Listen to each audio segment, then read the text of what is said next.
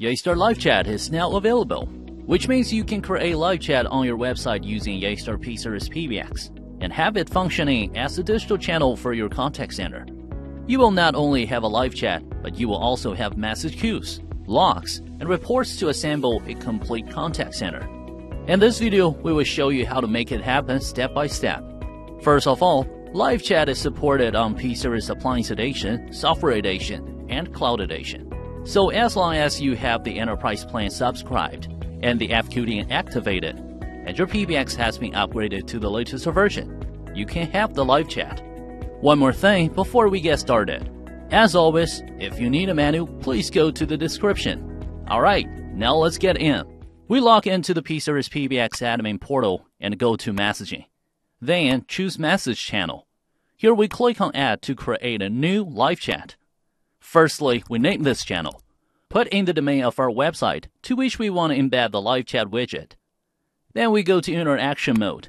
Here we can define if we want to chat only for our website or if we want to enable phone calls along with the chat. Once enabled, it means that during a session, the visitor and the agent can switch from chat to phone calls. If you want to enable phone calls, please make sure that your website supports HTTPS.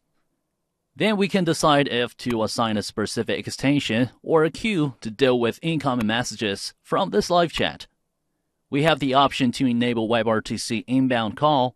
Once enabled, visitors will be able to place a WebRTC-based call from the live chat widget.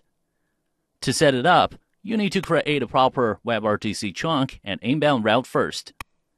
Check on this video for a configuration tutorial. You can also get the manual in the description of this one. Then, in the advanced section, we can decide the quantity of maximum concurrent calls. You can set as many as 10 concurrent calls.